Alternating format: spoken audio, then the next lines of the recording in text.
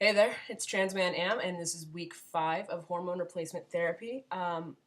There have been some changes now. I am all acnified, and that's not fun. I feel like I'm in middle school or something again. But my voice is lower, and that was not the case in middle school, so I'm very happy about that. It's going to continue to get lower and fill out, and right now I'm happy with what it is. So um, it's going to be awesome to see where my body takes me in these next few weeks, especially as things really start to get rolling. Um, I have noticed that my breasts have gone from like a size almost A to something that fits in my hands very easily. My chest looks flat. You can kind of tell there. This is without any kind of binding whatsoever. I pass pretty easily with that. Um, Even though I have not yet gone to the gym, I am developing mad muscle up top. That's without working out. So that's really neat. I like that. I'm noticing some weight uh, distribution changes. My legs are slimming down a little bit. I retain food babies a little bit more than I used to. My body tried to have a period since the last video and it just failed. It was just like not even a real one, not even a day long. So that is wonderful. I used to have horrible, horrible cramps. Not that you want to know all this, but I I tried taking even birth control to kind of alleviate some of the cramping, and it made it worse. And that kind of now makes sense because that's estrogen and progesterone, the kind of the hormones I'm trying to suppress in my body with testosterone. So that's that's kind of the change physically that I've noticed. I'm also happier, even though I was sick for a while. I'm noticing that with the voice change and passing more, that I am a lot more content day to day. That's a really nice feeling, and it has to do with the fact that I'm coming into who I am more. And this is going to be a theme through all the videos and through this transition, and frankly through life. Um, what I am experiencing now is that I am shaking off all the things that I have tried to do in my life to compensate for this discomfort that I felt. For a long time, I, succeeded in academics and then music and, leadership within that and then the work field. There was nothing that I couldn't tackle and do well. And I was pursuing those with so much of my soul and my body that I was um, using it as an escape for living authentically and for a substitute really for her happiness too. Um, and there's so much introspection that goes on that I've now shuffled off this facade, this searching for happiness externally, um, that I am now finding that I need to be vulnerable. I need to go through changes. I need to listen to who I am and what I'm doing. Um, all of that is more important to living a life that I want to live than just achieving things and being successful by worldly standards. I'm not working right now. I'm a freelancing musician who struggled with depression and on disability. I mean, that is not what I thought I would be when I grew up. I thought I'd be successful and all these things would make me happy, successful in the worldly terms. And it's not true. It's so not true. And I think many men are pressured to become this family supporter and do all the right things, graduate, go to college, find a woman, get married, have kids, support their family, do everything you need, kind of checking out, just being that you don't need other people too.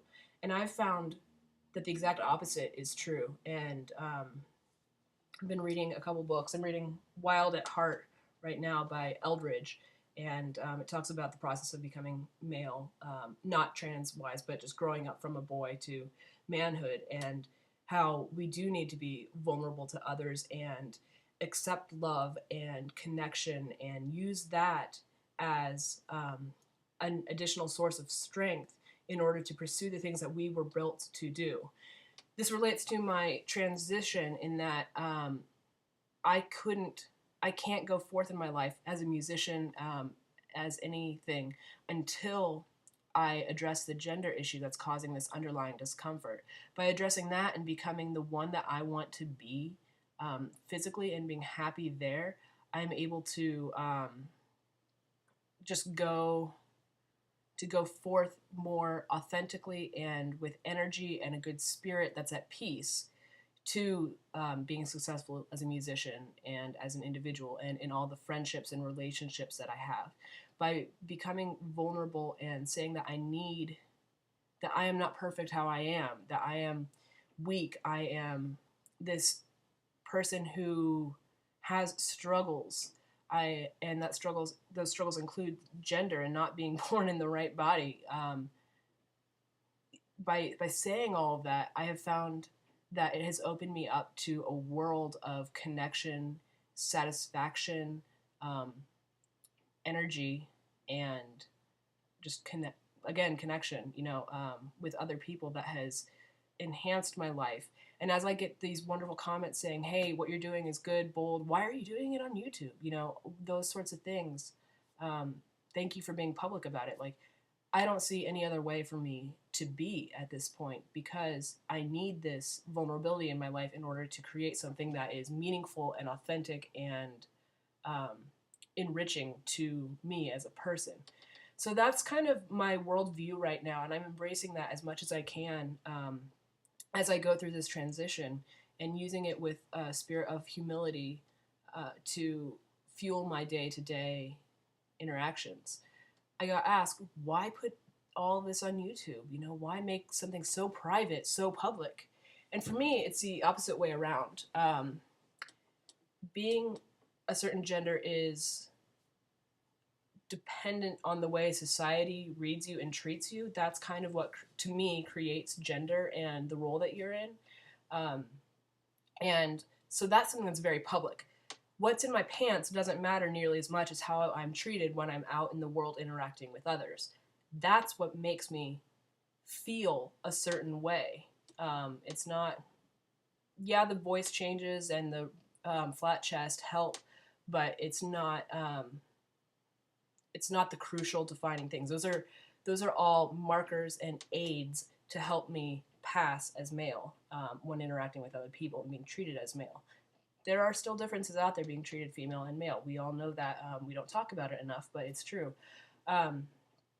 And being so something that's rely on the public to help define this identity of maleness in me and how I'm read and stuff.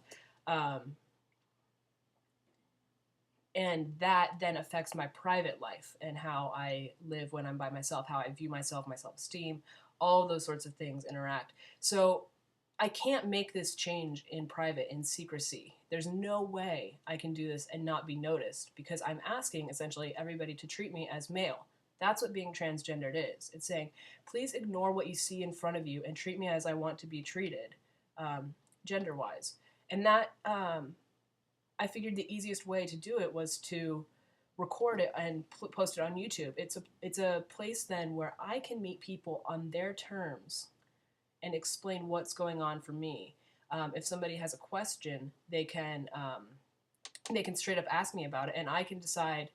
It could be a very offensive question, and instead of being taken aback and like saying, "Whoa, whoa, whoa, no, don't ask me that right now," I can take a moment and say, "Okay, this is how I want to approach it. This is how I want to respond, and this is the person I want to be," and say that response to you. So it's a little more filtered, refined, and just hopefully more pleasant.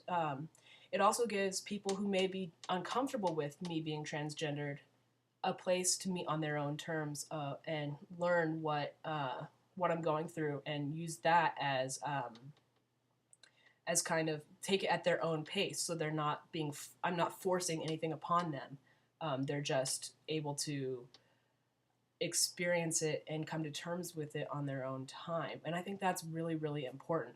So the other thing was that I was growing tired of explaining it to hundreds of people. I've got a lot of people on Facebook who've been asking and stuff too, so the number's getting pretty high, and this is an easy way for me to continue to dialogue about what I'm going through rather than just saying, this is how it is, you'd better accept it, and that's how I want my life to be, because that puts people off, and what I really want is that connection and that truth and that honesty. So those are some reasons why I'm choosing to do this on Facebook and what it means to me, or not Facebook, YouTube, whatever, social media, blah. The other thing is that I want to document what I'm going through each week so that I can, when somebody talks to me later on, they can be like, whoa, whoa, whoa, you're not a man, you're a trans man? What's going on? I can say, yeah, this was my journey. This is what I went through. I went through a childhood that shaped me who I am now. I went through a transition of gender, and that shaped me to who I am now too. But I can go back and look and say more accurately what I am in the moment, feeling like week 5, this is how I'm feeling. Or week 1, this is how I'm feeling, you know? Rather than just recalling on my memory and saying this is, oh yeah, I was fine with it the entire time. Everything was great. I loved how my voice changed, and you know that's what it was really about. Because it's not. It's about the emotional side and what I'm experiencing each week, and that's why I do these videos. It's to document that more accurately, so I can look back for posterity reasons and see what how I've grown too. So I think it's exciting to share on YouTube. Also, I've always wanted to be like an inspirational speaker or a motivational speaker. I know that sounds totally cheesy, something I'm kind of like not going to tell anybody about, but I like connecting with people in a way that inspires them to go and do something great with their lives. And so this is kind of my way of forcing myself to make that dream come true, because I watch these and it inspires me to live what I'm saying even more. And I think about this stuff every single day, and that's how I choose to try to become a better person. And that means now for me to try to become a better man and to be the man that is absent from this world very frequently. So that's a little bit of where I am at week 5 and what I'm thinking about. For those of you in Missoula, Montana, where I am based, there will be an article about me this week in the Montana Kaimin. My transition is being documented by a friend, Lindsay Sanders, who is a reporter and also owner of a jewelry company called Not Your Father's Flies. And they can be found on Facebook. Again, Not Your Father's Flies. So I will post a link on that feed thing on YouTube once the article comes out, but there'll be pictures and a story or something, and it's not too different from what you see here. But that's exciting, and it feels very comfortable to be public about it. So and to have people respect that. So yeah, I'll talk to you later next week. If you have more questions, send them on by. I like doing the little answers, and I'll toss those up as I get them. And for those of you who are wondering, my dog, who's in the background now and again, is named Shelly, and I will explain next week where her name comes from. In the meantime, I would recommend reading East of Eden, and that'll help a little bit. So I hope you're doing well. I am doing really well, actually. Next week will be broadcast out of Denver, Colorado, instead of Missoula, Montana. Not that you can tell, but that's going to be exciting for me to be with friends, and yeah, I hope you're having a great week. All right, talk to you later.